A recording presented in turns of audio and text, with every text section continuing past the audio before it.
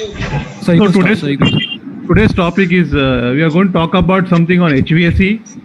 What are the various aspects of HVAC, and also we are going to talk about little bit of project management. This is my brief description, introduction. The contact details also given here. I think post is already. So today we are going to talk about what is HVAC, what are its growth and perspectives, which is very important for all you student members. What is the, I think there is huge noise.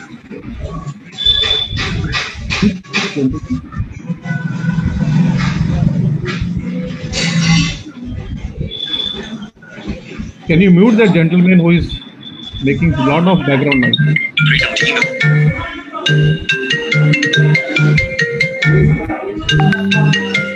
Are you able to hear me?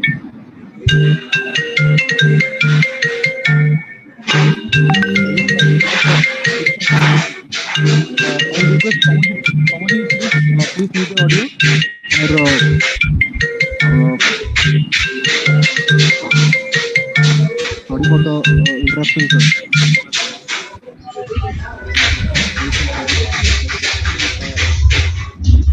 Can you mute all the participants, sir? As your host, sir. Yeah, I'll do it. Mute all the participants.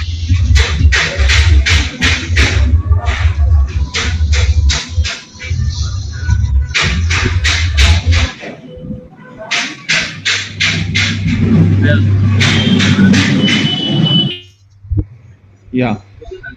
So we are going to touch upon what is HVAC, what is growth prospectus, what is the project management with related to HVAC. It is a huge topic.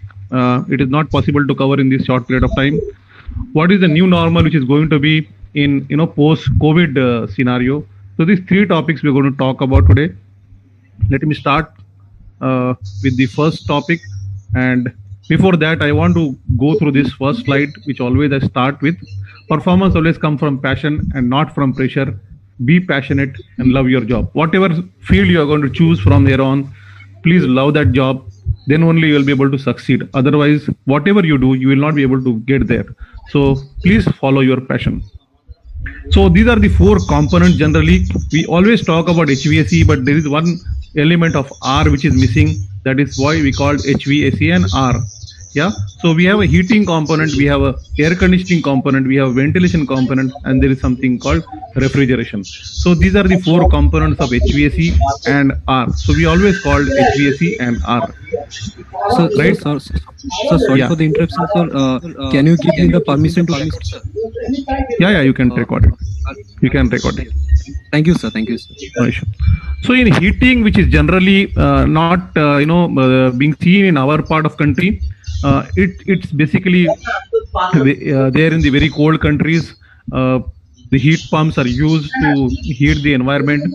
But if you look at in our part of air conditioning, we have a lot of applications like hot water, boiler, and other things, which is also part of heating. So which are the applications generally used in hospitals and hotels, which is in this part of country. But otherwise, heating is another process which is done in cold climates and cold countries. So that is part of heating. Ventilation is huge, and people generally do not look at it. Huge scope of there. We start with that fan which is there on top. Then there are a lot of exhaust fans which are used for various purposes, and for taking the extract out or taking the heat from the rooms out. That is one element. Second element is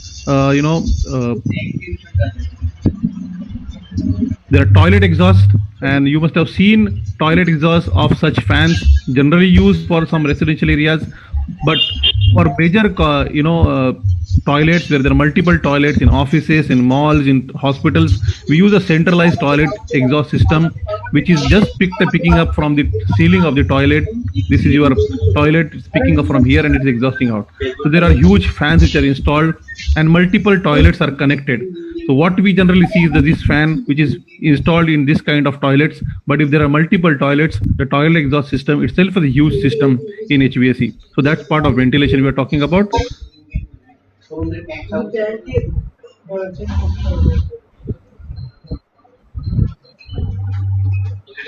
Then it's a kitchen exhaust. Next is a kitchen exhaust. Another huge, opportunity for a lot of kitchen restaurants in hotels and restaurants.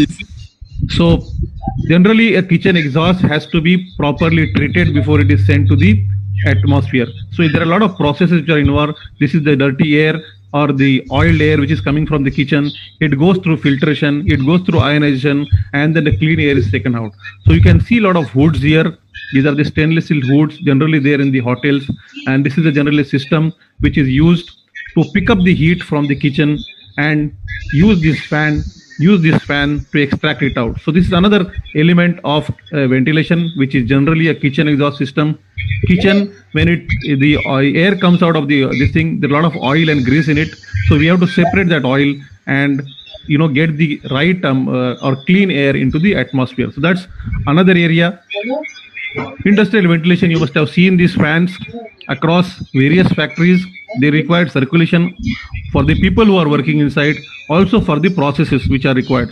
So you must have seen this roof extractor. They are always moving with the wind velocities and creating some amount of air movement. So the whole purpose is to create air movements. We use so many huge fans. If the process requires some amount of air to be taken out, that's another area. And this is very popular fan now, which is getting in. You must have seen in airports and cafeterias. This covers a lot of big areas to move the air. So basic purpose is to move the air and so that the heat is taken out from that place. So that is one area. Life safety, very, very important in ventilation. This is a car park which I am showing here, and during the car, in the fire case in the car park, lot of exhaust has to be taken out so that the area is become clear and people can see. So even while doing the car park, when you get the car in, a lot of carbon monoxide comes out of the car from the exhaust. That also has to be exhausted out. So you can see a lot of car parks now which are built below the ground, that is called basement. So we take a lot of fresh air from here. The cars are here, and the small fans are used. These are push and pull fans, which takes out or pulls the air from one side to another, and there is an exhaust fan here which takes out the exhaust. So this is also taking care of the life safety in case of any fire into the basement where the cars are parked. Another important thing is the life safety comes for the people to move out in case of fire in a high-rise building. So basically, when the fire comes, people die because of smoke, and they die in the passage area while they are coming out of that area. So you can see a building over here, and this is the staircase. If the staircase becomes full of smoke, then even the people escape from the fire, they will come out and die in the staircases. So because of the smoke, the whole area, the whole aspect of this ventilation system is to pressurize this ventilation, the staircase well, so that the smoke doesn't come out from the fire zone. So this area remains clear. So once people are inside the staircase, the visibility is there and they can safely get out of the place. So that is another very, very important area in ventilation which we need to look at. Nowadays, you must have seen a lot of metros. In Kolkata, the metro is there for a long time, and the other areas, the metros are coming up. Huge amount of expansion is happening, and metro, the ventilation plays a critical role. And it is not only air movement, it is a life safety of the people. When there is an issue in the metro subway, then the extraction has to happen. So generally such fans are used in the tunnels.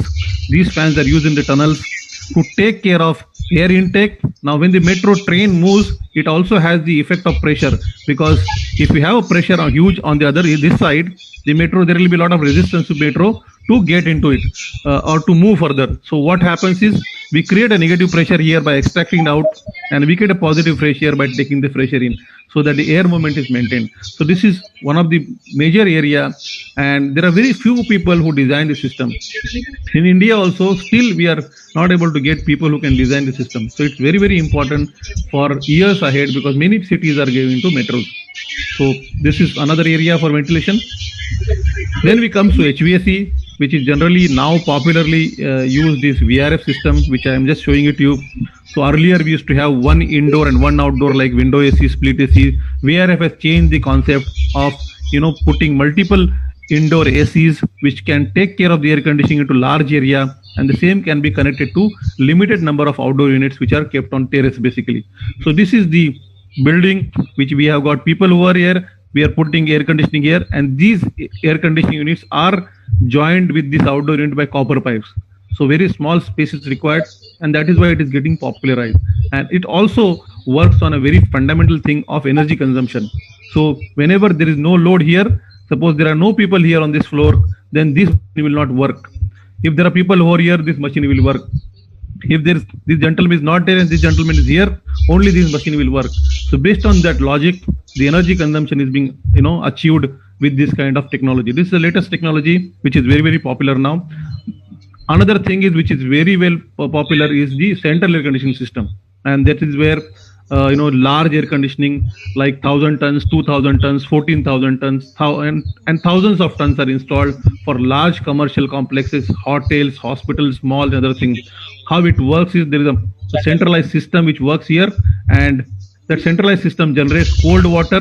That cold water is circulated to various units which are kept on the floors, on the areas, and the cold water in that unit, there is a fan. That fan circulates the air with the help of called ducting to the various places where the air conditioning is required.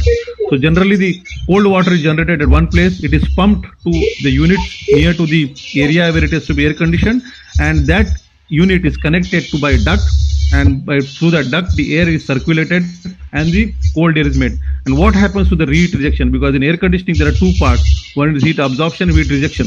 The heat rejection takes place into this cooling towers. You must have seen large amount of cooling towers where the heat rejection happens. So that's how the balance is maintained. So central AC is there for years and ages, and it is one of the proven system. There are two types of central AC. One is air cooled and one is water cooled. What I am showing you right now is air cooled system, where you don't need cooling towers.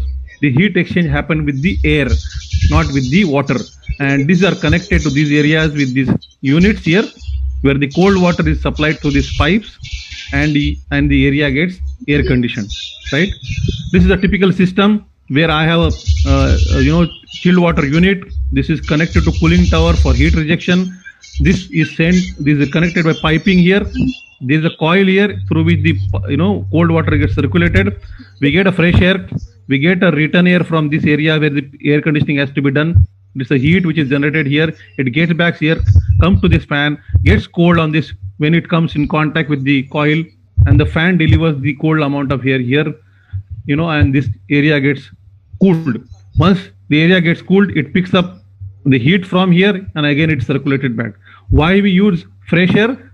To dilute the or to improve the fresh air, indoor air quality. Otherwise, if you go on using the same air again and again, firstly there will be negative pressure generated.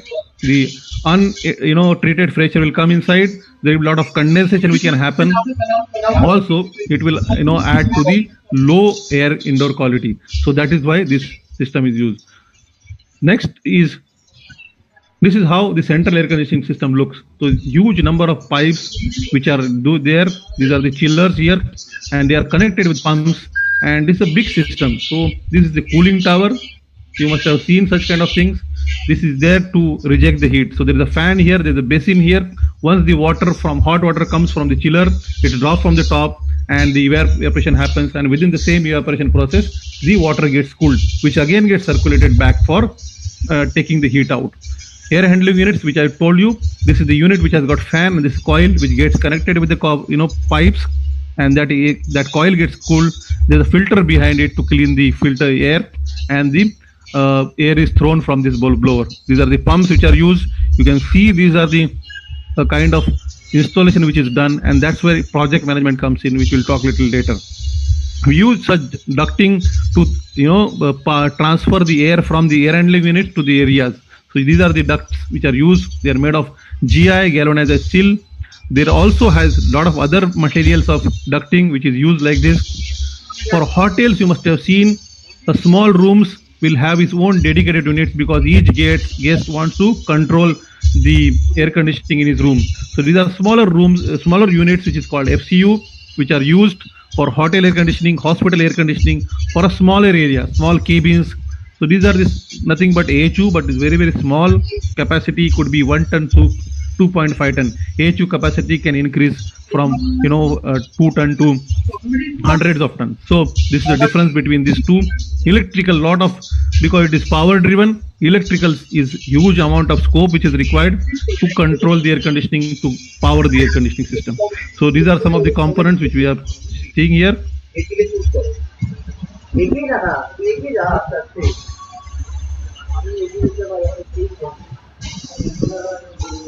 Yeah, so this is how the system works. I have just explained you before, and these are some of the site photographs which from some of the sites where how this is a chiller, how these are connected at the sites, how they get finished, how they look here, how they look here. So this is just to give you a glimpse of what happens, because it's projects is basically when the construction starts, you have to get in, and along the construction you have to build the system. These are some of the things which you must have seen, from which the air comes out into the area. So there are a lot of items like these. These are called air terminals, grills and diffusers, through which the cold air comes out, and also the hot air goes back to the unit. So you must have seen such diffusers here through which the air comes. Such diffusers, these are for high throw applications in airports. You must have seen such kind of things, and these are called grills. So this is what we see from outside in the air conditioning system. A normal person, a layman, cannot see beyond this in air conditioning. Whatever is there, it gets hidden into the false ceilings and other areas, right? So this is what is air conditioning is all about.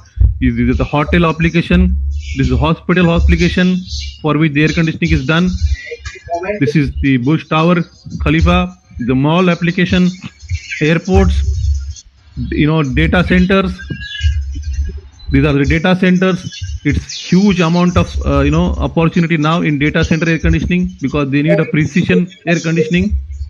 This is a pharma application, industrial applications. Everywhere when the process is required, air conditioning is required, and controlled air conditioning is required. Refrigeration, you must have seen yesterday's speech of Mr. Prime Minister Modi.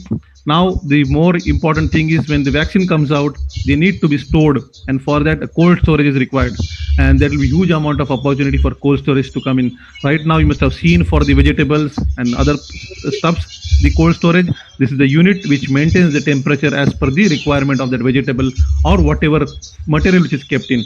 These are huge amount of plants which needs to be created for such air coolers. You must have seen these display units in the mall.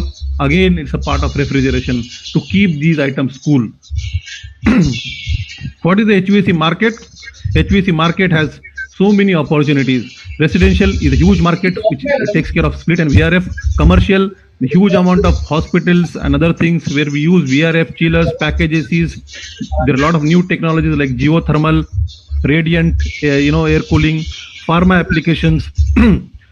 Cities like Delhi are facing with a lot of issues of pollution, where indoor air quality is becoming huge important. Even in Corona case, the indoor quality has become huge important.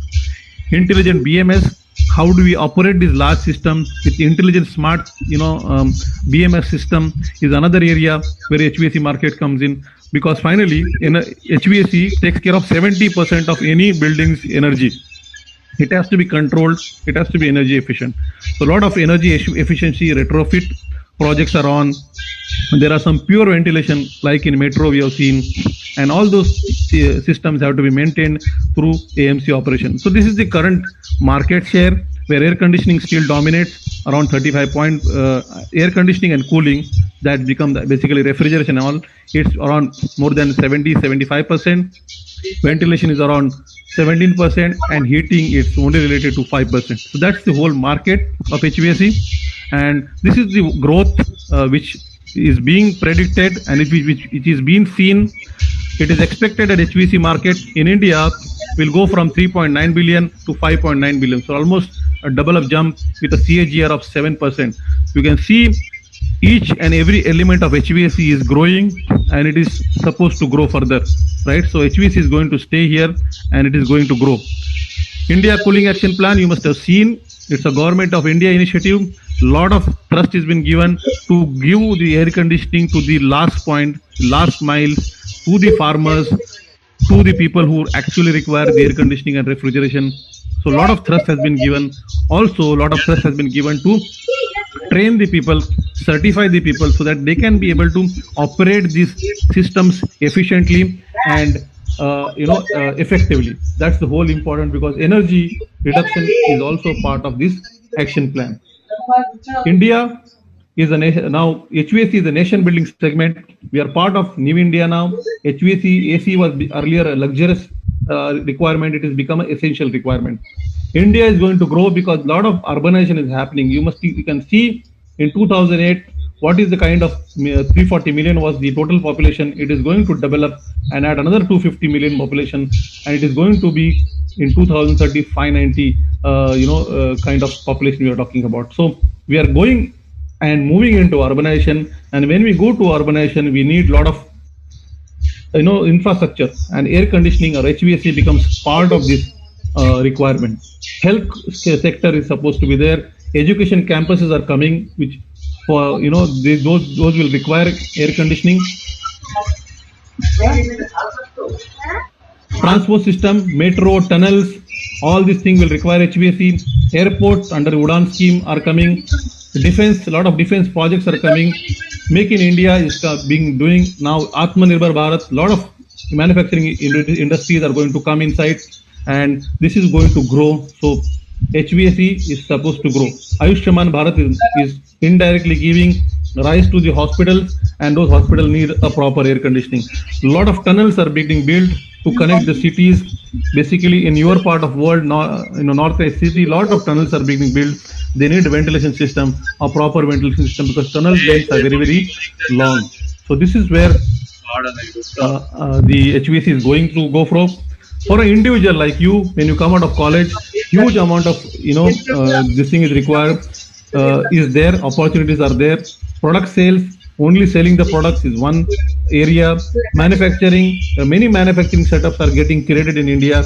They need people for production, for R&D, for QA/QC, for trading of various accessories. You must have seen so many components gets built in HVAC system to make one system ready, right? And this is where the importance of trading comes in. A lot of certification agencies, because generally a third party is required to just analyze what a manufacturer is saying is right or wrong. Like, so this is where a lot of associations like ISO, AHRI, SMACNA, Eurovent are coming in and establishing their shop. So this is where your opportunities are there. In projects, I am going to now projects. These are the areas where people are required to complete a project. We need people to estimate. We need people to business development, for marketing. We need application design people. His application is different. We need people to plan a project, how it is going to be executed. We need people to actually execute what is planned. Somebody has to commission this and prove the performance of the system. There are procurement people involved, there are quality people involved, there are quantity surveyors involved, and there are people who require at site to take care of safety of the people. That is nothing but called SHE, that is safety, health and environment. So these are the people who are required for any project to get completed. Design consultancy is another area. Project management consultant is another area. So based on the project size, small or big or complex, these people are required for a successful project. And this is what HVAC provides an opportunity, right? Now, what is project management? The project management is giving an overall view of a project. Like, this is a construction project which is being done. Project management looks at end-to-end operation, end-to-end closing of the project. So it cannot be today's work or tomorrow's work. It has to be holistic view of entire project. So project is not just a building or a structure. There is a proper definition given to project, and I want each of you to know this. Project can be defined as a temporary endeavor undertaken to create a unique product or service. It's a temporary endeavor. It's a temporary thing which is taken into our hands to create some unique product or unique service. Service could be a IT software, IT app. Product could be a building. A product could be a machine. But that is there for a temporary period of time. Projects are not there forever. That is called operations. When the project gets over, the operation team comes in and they operate the system. For projects has got a definite beginning and definite end. They have a limited duration, which is very important to know. Projects are not ongoing operations. And what is project management? It is not firefighting. It is the application of tools, skills, knowledge to meet the project requirement. So there are a lot of processes which are involved for a project management. What people, most of the people in our segment do is just do firefighting. When the problem comes, they will go and douse the fire. When the other fire comes, they will go and douse the fire. Project management gives an overall perspective of how do we handle projects. So it starts with initiating to closing. It is not only executing things at site. It has to start. How do we start the project? How do we plan the project? How do we execute the project? How do we control the project? And how do we close the project? This is what is being seen in the project management. And project management is, it's like, playing a football. So trying to manage a project without a project management is like to play a football game. Kolkata, I think, is very, very fond of football. That's why I got this, quote here. So in a football, you need a strategy, right, to win a game. You cannot win a game without a strategy or without a process. And that's why project management is important for doing or delivering projects successfully. Very, very important. And that's why project management is very, very important. And otherwise people do it. It's not that people don't do it, but there's no science behind it. So project management is not only the science, it is more art than science. So a lot of, if you go on a project site, if you must have visited some project, a lot of people are involved into projects. A lot of stakeholders are involved. We are a small pie of that, entire project. We might contribute 5% of the entire project value, but there will be so many people involved. And for us also to get that project delivered on time, properly, effectively, with quality, a lot of people have to be handled. And that's why the art part comes in. Art part is nothing but leadership part, the people management part, which is very, very important for handling the project. Most of the places you might go and learn about the scheduling, planning, and other things, but the art part is not being taught. And this has to be taught, and people have to absorb that, and we should understand the art part. How do we handle the entire gamut of project? And that is very important. It's like doing a painting. You can go and everybody that putting on a canvas, you can put some colors and you get painting. But masterpiece is created when there is a art part or there's attitude which comes in, right? So that is why the art part is important. So we will, most of people learn this science part of planning, scheduling, cost control, other things. But the art part is the leadership, motivation, team building. This is required for a project to get successful. And this is what I am stressing on it, right? It's like this left mind and left brain and right brain, both have to come together. It cannot be, one side. And what we generally see on top of the iceberg is only a 17% here. That is the science part in project management.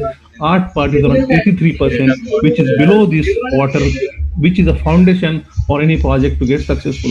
If you have science and if you don't have this, the project is not going to get successful. You will have a lot of issues, a lot of disputes, lots of confusions on a project. HVAC project, as I told you, plays a small but a significant part in project, right? HVAC induce energy into buildings, right? It maintains a lot of comfort level inside for the people in the building. It also requires a lot of processes required. The temperature to be such and such, the relative humidity to be such and such, the filtration level to be such and such, which can be only achieved by HVAC, right? The only important point I want to drive here is our project, that HVAC project has to be aligned with the end project, right? So end project could be a hospital, where a person is building a hospital, he wants to treat people and get paid, get revenue. If our HVAC system is not aligned with the objective of hospital, then there will be a big issue. A lot of disputes will start. So for a hospital to run, we need air conditioning for the operation centers properly, ICUs properly. If hospital is built, everything is made, everything fantastically looking also, but if there is no air conditioning, no patients will come, no doctors will come, nobody will get operated, and the revenue will not start. So it is very important. The HVAC application has to be understood properly by HVAC application person, and you should be able to design, deliver, and execute the project based on the overall big objective of a project, overall project, right? And that's why it has to integrate with a lot of other services so that the final aim is achieved. And that is where the project management comes into picture, right? HVAC team must know what is the scope, what is supposed to be done for that particular application. If it is a data center application, you cannot have more than 1 minute shutdown of air conditioning system. Everything will collapse. All the data will collapse. So that's why the redundancy becomes very important there. In hospitals, a proper temperature, proper RH becomes important in operation theaters. Likewise, we need to understand this. So from a contractor perspective, why we do projects? We do projects to get turnover, right? We get to have profit in our hand. That's the whole objective of doing the project. This objective has to match with the final project objective. That is for what this project is getting built and it has to achieve. Now this financial will depend upon your customer is delighted, whether there is a repeat business.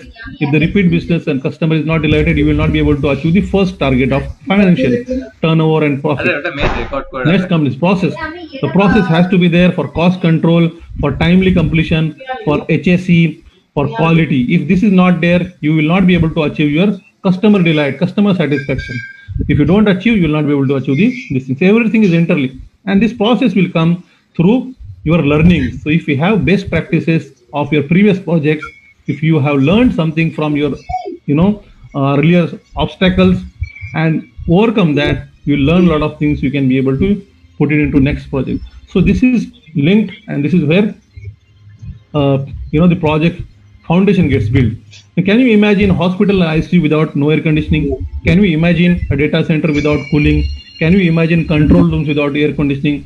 So this is very, very significant, and project success is linked to this success. So it is important to know that if everything is there in air conditioning, the building is properly managed, then the transformation from the birth of the project to the flying of this butterfly will manage. So this project cycle is always like that. So we'll just see what is the project cycle is all about. Let us look at this. For us, for a human being, this is a life cycle for us. A person gets birth here, a person go to the childhood, he goes to school, he plays, then he goes to adulthood, then finally he goes to the graveyard or a smashan bhumi. Finally, what is important is whether he leaves behind a legacy, whether he leaves behind his name behind. That is very, very important. In project, it is similar. Once you complete the project has to speak itself. It's a masterpiece. You should be able to proudly say that I have been attached to this project, I have managed this project, and this is where the passion gets important. Then only people will know you for creating or being part of very good projects, very, very successful project. If you are not able to being part of that project, people will not remember you. The projects and life cycle is same. Now, how the project life cycle is built? It's built with starting a project.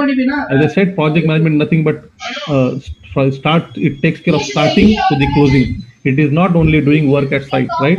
Carrying work outside is one of the process, and that's why there are two elements into project management. One is called process group, which tells you about initiating process, planning process, executing process, monitoring and control process, closing process. And this is backed up by knowledge areas. And what are these knowledge areas? These knowledge areas are nothing but these 10 knowledge areas.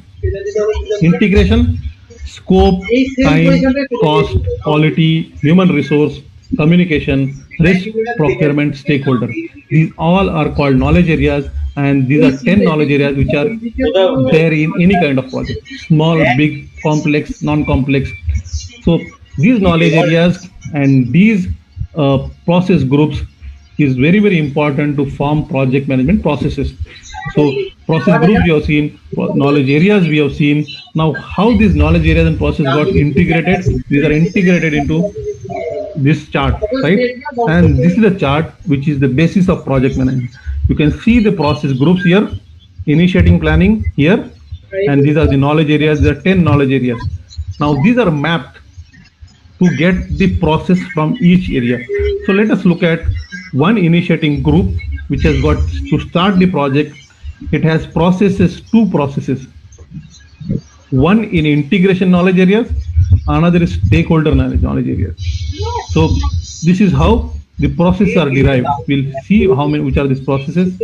Similarly, in planning, there are 24 processes. In project management, planning is given huge importance.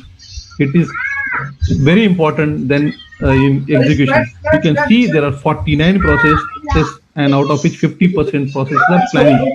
And this is generally is not given respect in practical way, in practical project. So this is we need to look at it. So in planning, there are four processes coming from scope, 5 from schedule, 3 from cost, 1 from quality. So likewise, there are 49 processes, which is the backbone of project management. Which are those 49 processes? Let's look at this.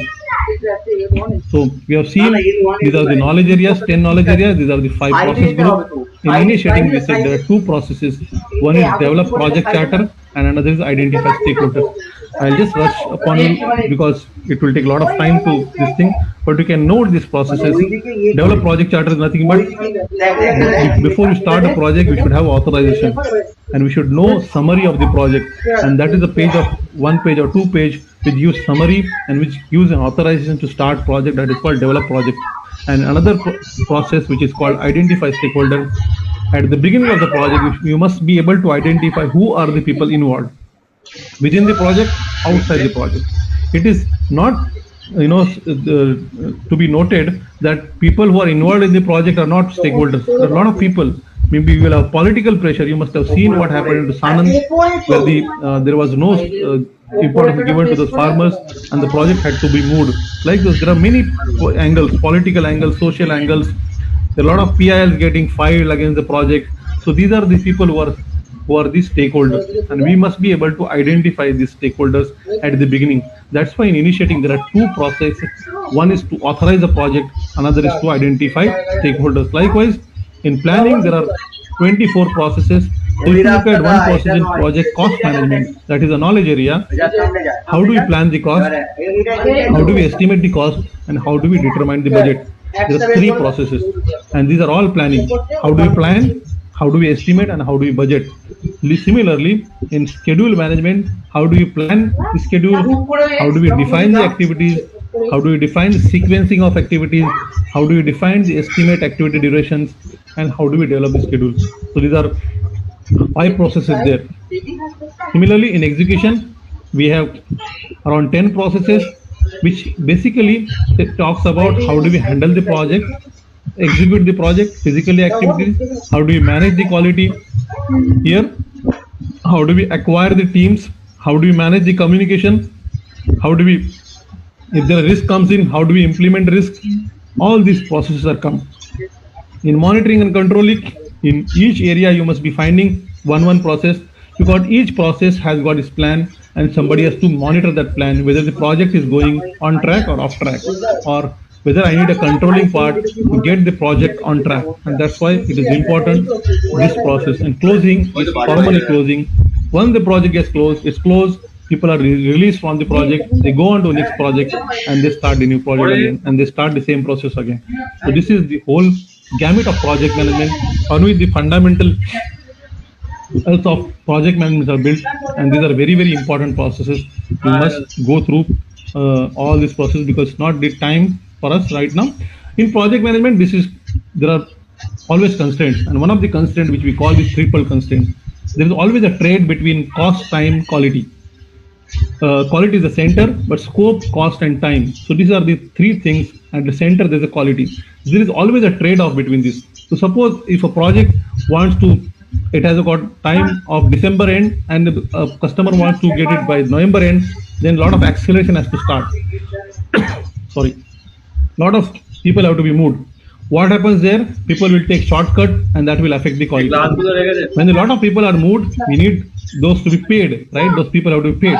That's why the cost get affected. So anything, if you want to adjust, other things will get affected. As a project manager, it is always important to balance these constraints. We have to look at what is project requirement and balance this. Otherwise, these 3 things will collapse the entire project if it is not managed properly. So we must know what is cheap, what is fast, what is good, and what is actually required.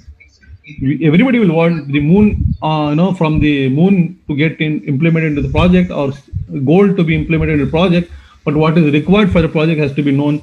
And these 3 constraints are called triple constraint. You must be knowing good quick work won't be cheap, good cheap work won't be quick, and quick, cheap work won't be good. This is very, very fundamental, and we must be able to balance everything and be able to make the project.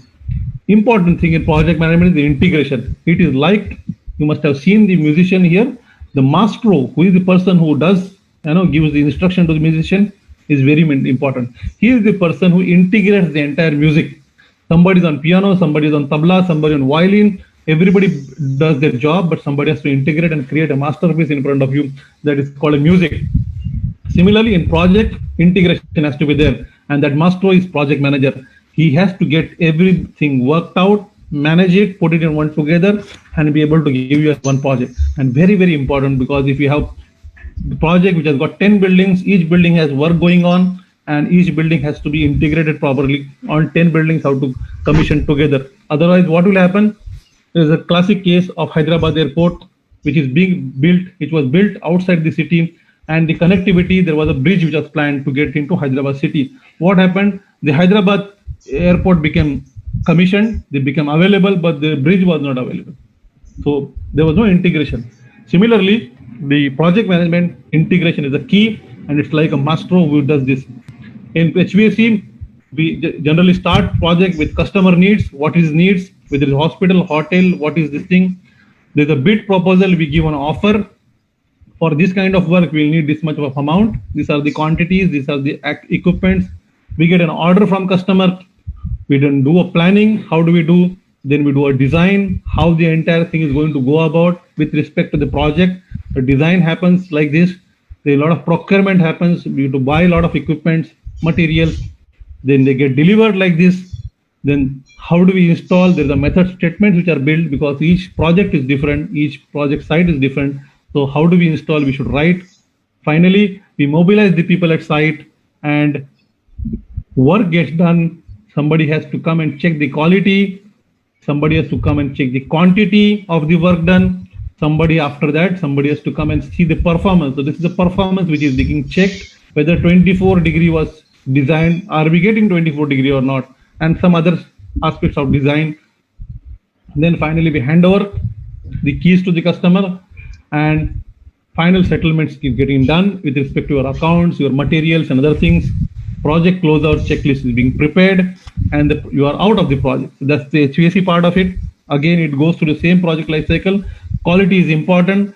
The happiness of your life depends on the quality of your thoughts, right? So it's quality you should get out of such outputs after your project. You should be proud that I have delivered such kind of work, right? Then you have to manage the stakeholders. It's like a juggler's act. Similarly, each stakeholder with our own importance, his own requirement will be different. A project manager has to play like this. He should be always in control of all these 4 bottles, 5 bottles, 10 bottles, all these stakeholders. Communication is very important in this case. He should be able to balance the stakeholders properly. Otherwise, these stones will fall and your project gets impacted, right? So if you treat people right, they will treat you 90% of your time. This is what is the quote, and it is very important for stakeholder management. Risks will come on project.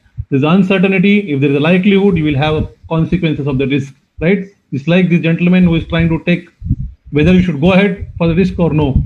So risk will happen on the project, and you should be able to manage the risk properly. If he wants to go ahead he is going to get caught, right?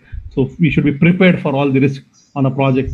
Finally, the close of the project happens when the customer accepts the project, reconciliation happens, you demobilize the team from site, demobilize the material from the site, demobilize from the resources from the site, conclude the final accounts with the customer, conclude final cost with the customer, get it audited, and finally declare your project turnover, margin, other things, right? So this is how the project closed done. Important part, which is important, very, very important, is what do we learn out of the project has to be documented. What did we do well? What could have been better?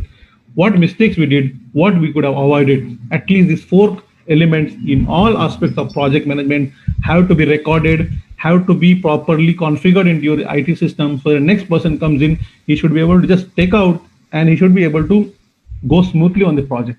Obviously, he's going to learn a lot of other things on his project, but he doesn't have to reinvent the wheel what you already learned before.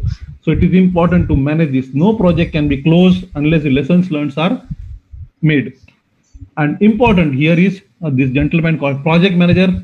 I wish many of you would be like to become project managers, and you should, because it's a very very important position. He is like this gentleman who always guides, visionary, leadership, all these skills are with him. Communication is a very important skill for him. And otherwise, you become like this.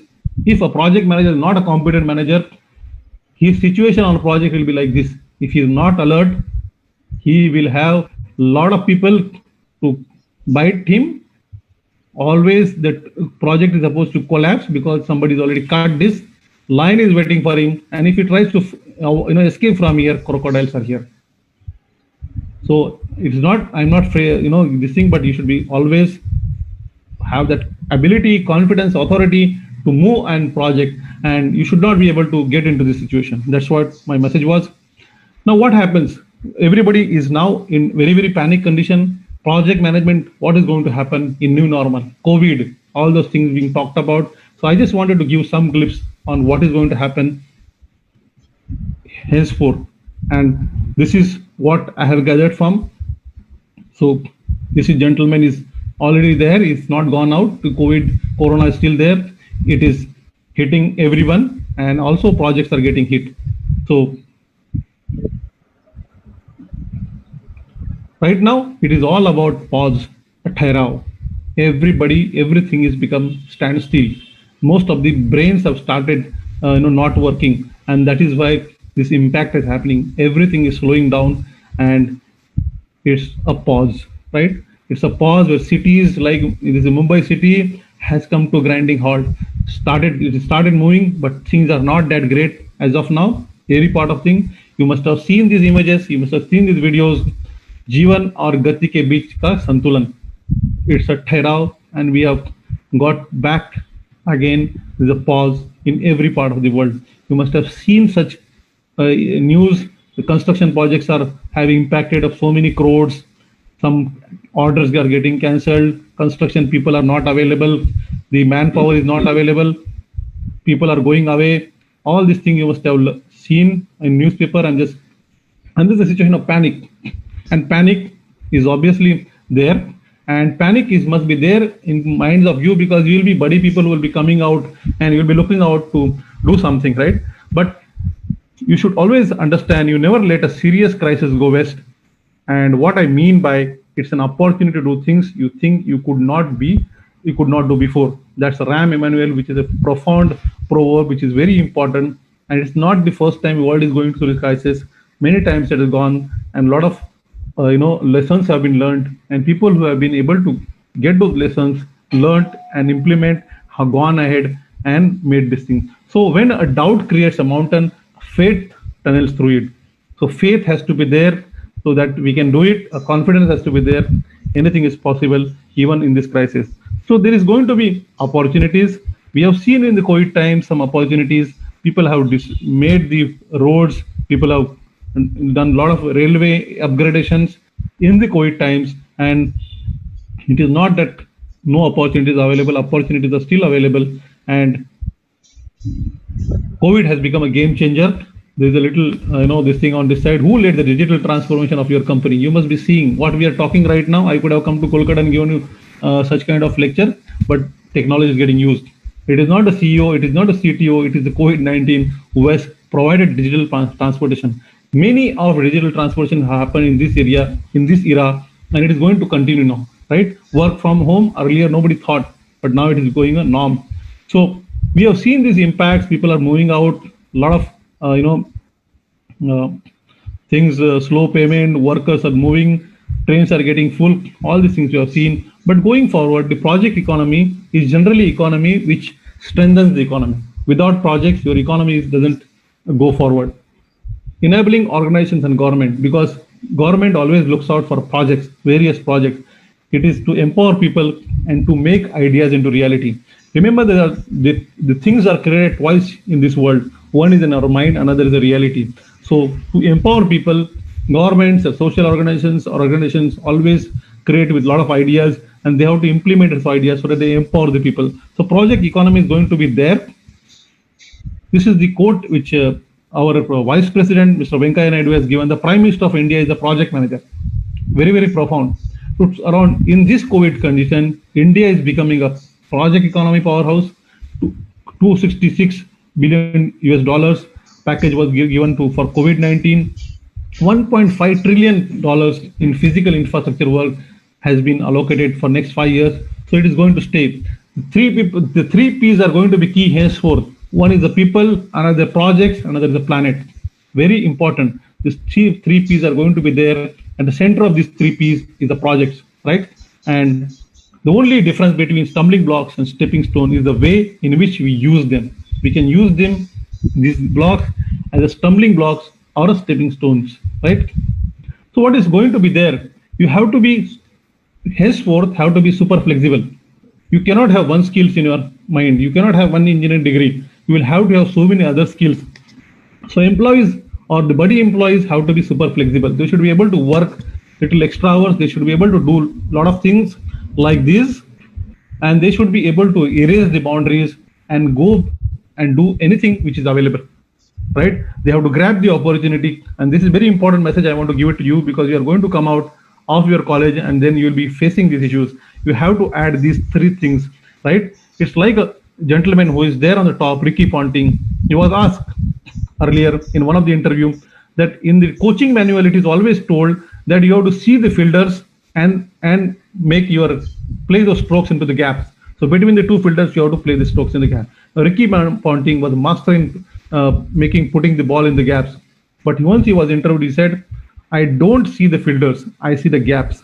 And this is where the mindset change has to come. He doesn't see this fielder which is told or taught in the coaching manual. He see the gaps, and the focus has to be gaps, and the focus has to become super flexible now. This is very important thoughts for all of you. You can see in 2008, Hillary Clinton, the mindset shift, which I'm going to talk about, this flexibility, which I'm going to talk about. She was, when the campaigning was, she was along with the people. Now the 2016, she was away from the people. You have to be with the situation. Health industry has become flexible. You can see the ICUs are created in a parking lot. ICUs are created in open lot. They were already not doing any operation unless the proper atmosphere was there, but they became super flexible. They've become super flexible here. The only way to make sense out of change is to plunge into the move and with it. So we have to see the new normal and get, adapted to it. You cannot be questioning out about it. Otherwise you will be remaining nowhere. So change is just ahead, right? Going to continue? We don't know. How long this is going to get continue? We don't know. How long this is going to get continue? We don't know. But we should be able to identify ourselves, and this is going to be the normal way. You should be able to read this and take the another route, so that we are there to make significance in this world. Let us look at the past. What happens? Most of our parents had one degree or one skill. They continued for one job forever till the retirement, and they had limited choices, right? They had the choices of ambassador or Padmini. Otherwise, they didn't have any choice. This was our past. These are my parents, right? You are into different area, but I'm seeing this is my experience. So create your future from your future, not from your past. Past was like this. In present, what happened is, in our time, that is my times, there were more options of degrees, maybe mechanical degree and the MBAs, or 2 or 3 degrees were enough, or maybe one addition degree was enough to make your career. People have changed job for 3 times to 5 times, not more than that, right? Or changes were happening. People are not living for entire life, but I am living for last 25 years in my own organization, 22 years rather. People have seen globalization post 92, now deglobalization. Everybody wants to now come back and do their work for their own people. So this is what we have seen. What is going to be expected? We have seen the globalization because a lot of people got help. Everybody's salary increased, but some people felt that they were left behind. And that's why the now new trend of new future, what's fixed, is going. Every country is now trying to look at this own area. Every state is looking for their own state, and that is where deglobalization is going to start. So how is future looking? Future is going to be fast, unpredictable, huge velocities you can see, and it's going to be there, right? And for you should understand this. It's going to be the race, right? It's going to be future looking, and people will be there. A lot of people will be there who want to cross this barrier. Did we think this barrel price will go down so drastically? We did not think. Did we think that telemedicine will be the area? Earlier, people used to go to doctor unless they meet face to face. They were not getting the confidence, but now they have to live with the telemedicine. On mobile, doctors are giving advice. Schools have changed. Classrooms have become your laptop rooms. So this is what has changed. COVID has made all of us into like this Formula One race track. Everybody is on par. Now it's in our hand. How do we go forward? It is always in our hand, going to be always in our hand. How do we look at this condition and go forward? Whether the Lewis Hamilton wins or XYZ wins is in our hand. So now the race begins now, right? Most disrupted industries right now are healthcare and education. They are going through a lot of rough this thing, and they have to survive. And they are trying to survive. They are becoming flexible, and that's why we have to be flexible. We've seen this. We have one degree or one skill will not work any time of time, right? Life of degree will get reduced drastically. We need upgradation in this thing. It is not that you are coming out of this, the degree is going to be lasting forever. The life of my degree was huge. For you, in future coming, the life of the degree will get drastically reduced. Not multiple jobs, you have to go for multiple careers. Earlier, we used to have 3 or 4 time jobs I could have changed. But now you have to go for this like shoes. You have to wear different shoes, different career itself, and you have to be ready for this. And or will be replaced by and, right? Earlier, I had an option of this or that. Now you have to go for and. You have to add. That's why and will be replaced by and. Globalization will become a past, and the deglobalization is already started. Everybody is taking their look at pie here. So globe is getting deglobalized again. People are getting for their own areas, own comfort. And I'm going to talk about these last things, important soft skills that you need to generate that are part of project management, where you need to add these 5 C's. 5 C's, whatever you are learning, this is going to give you a lot of benefit. Curiosity is the first C, a strong desire to know and learn something, add something, always ask questions. The law of curiosity. Growth is stimulated by asking why. Always ask why, learn from it, go forward. So this is first C. The second C is compassion, thinking of others. You know, the life-changing ideas are the most successful people in this world, how become successful, how they have, solved the problems of many people. Amazons or Googles or Facebook, how they have become so successful. They have solved the peoples of others. They have thought, problems of others, and they came with the solutions. And with that solution, they have built their empire, their eras, their businesses. Compassion is going to be another C there. And the third C is conviction. Believing in yourself, you should not give away. You will have a lot of tough challenges. Speed is going to be there. A lot of complexity is going to be there. In our times, when we came out of college, we did not know what to choose because there are so many limited choices. The speed was less. Here, the choices are more. Speed is very, very high, and a lot of complexity. So, conviction is going to play this thing. Creativity. You have to be creative all the time. You have to innovate from the original ideas, come something new things, invent something new. And when you do that, you always keep at the center people. What are the problems of the people? If you create, anything, any solution around the people's problems, you will be like Mark Zuckerberg or Jeff Bezos or anybody else. So this is very important. Communication. Communicate and empower. Empowering can only happen once you communicate your ideas to others. If you keep it with yourself, nobody's going to look at it. So communication is very, very important. And that's another C which I wanted to tell you. These are the 5 C's you must put a lot of efforts on. Start learning, get in this thing. Apart from your degrees, these 5 C's is going to give a lot of benefit. You have to be now like looking at the future, be gymnastic, you should be flexible. You should always focus on power kills, and you should be always based on technology, become a tech savvy. This is going to go there. If you look at the human in the past, human beings are always known to bounce back.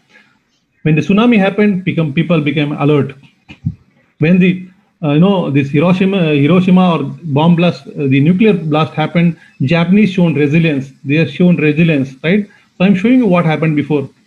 World War II, what happened? State became socialist. People started thinking about people. Before the World War, everybody was about to kill anybody else, but people became socialist. Security become very critical after 9/11. So these are all lessons people have learned. This was the plague era of Spain. People become very critical about the medical conditions. Well, that's why these polios and plagues, all those vaccines started creating. Floods, people get out of this. They don't remain in these floods because there's the ability of person to bounce back. There's a spring and people will bounce back. And obviously there is a hope. Life is known to bounce back. There's a hope. A flower can get into this dry land. So a person can also bounce back. Hope is there. The greatest glory in living lies is never falling, but rising every time we fall.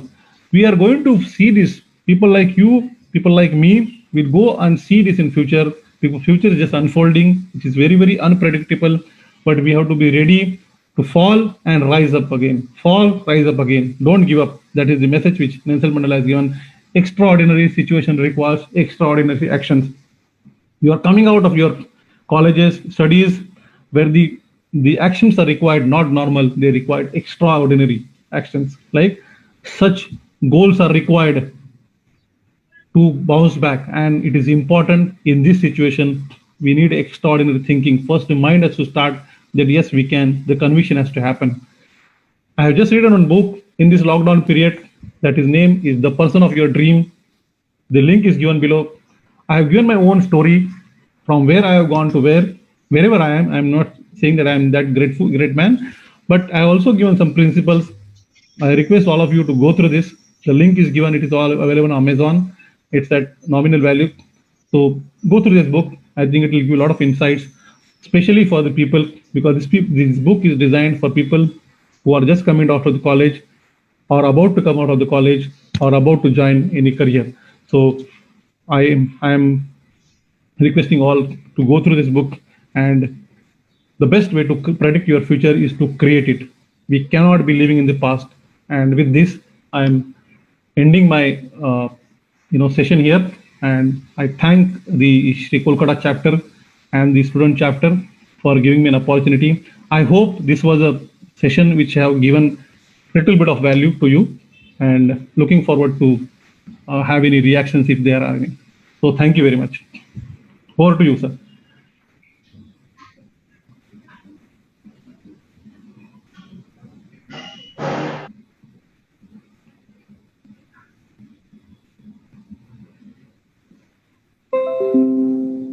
Yes.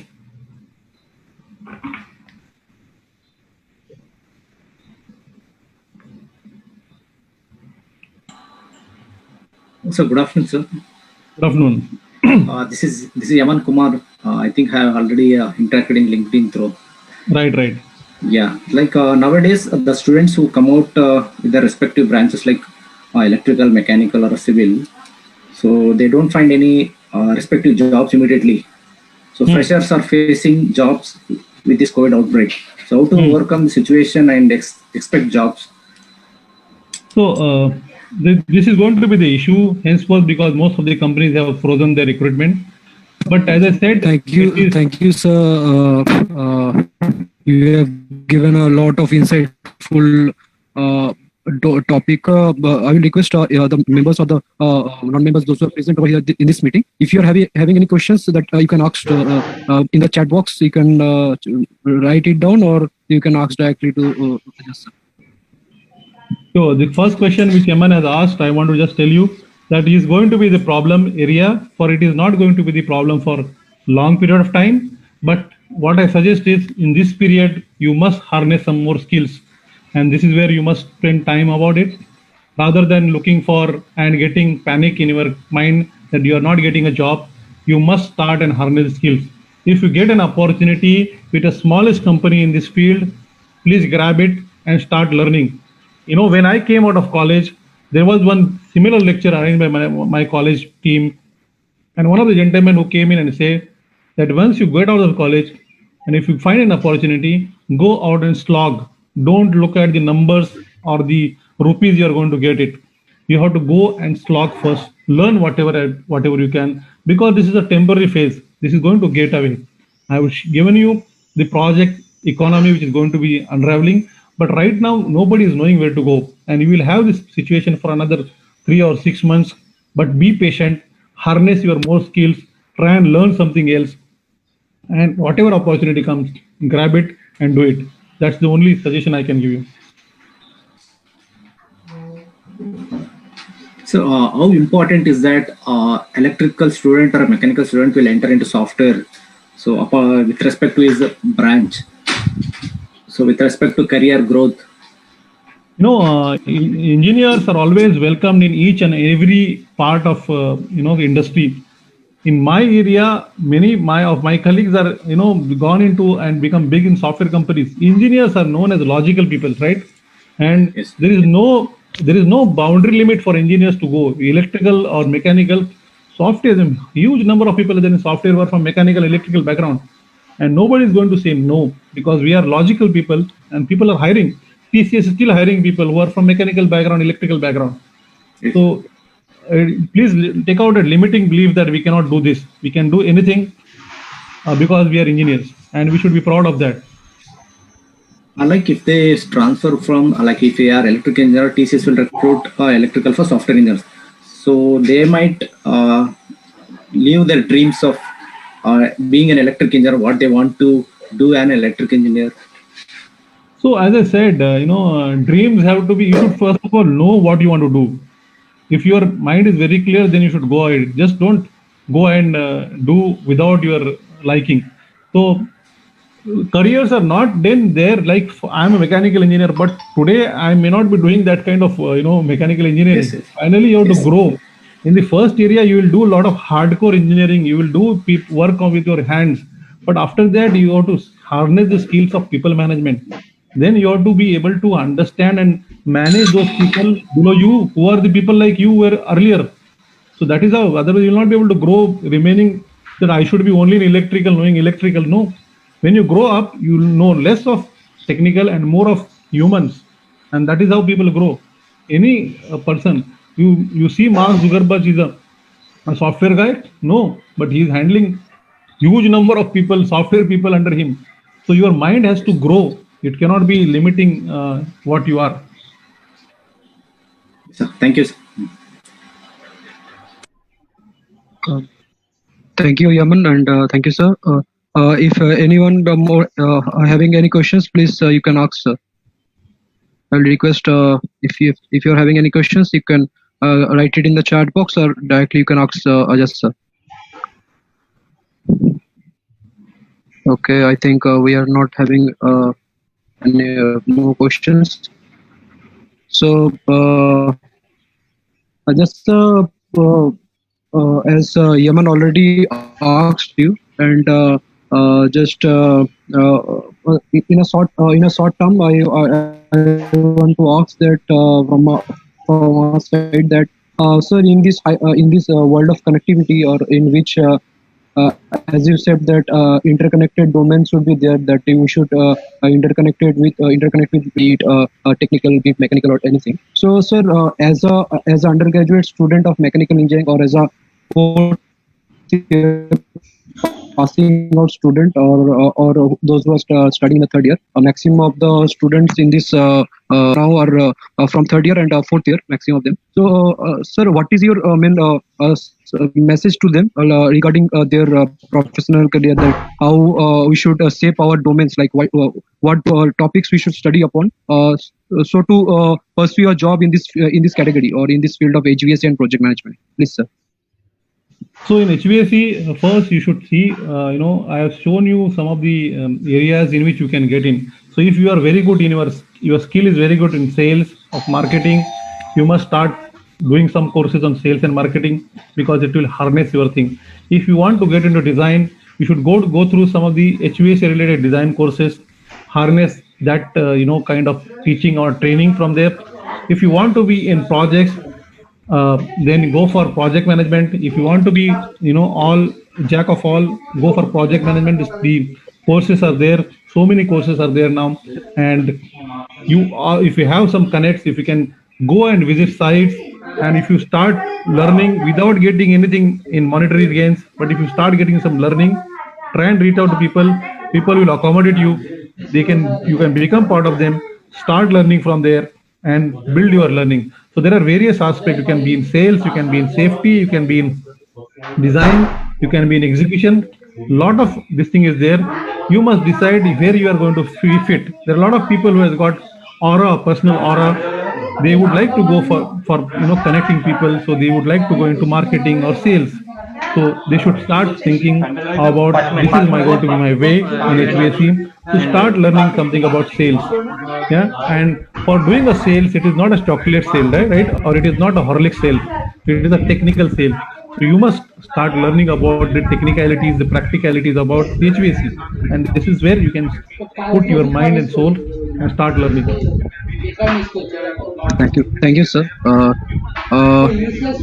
I don't think any more students are having any more questions. Sir, I'll just I, on the behalf of whole TMSL Israel TMSL student chapter, want to thank you that you have spared some amount of time here from your scheduled time. So you have a busy schedule. I know that, and thank you that you have accepted our invitation through LinkedIn, sir. So I'm very much glad that you have joined as a technical speaker.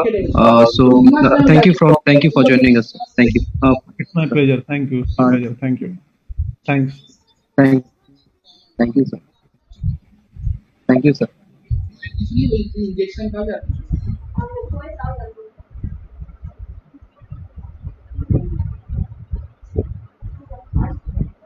So that is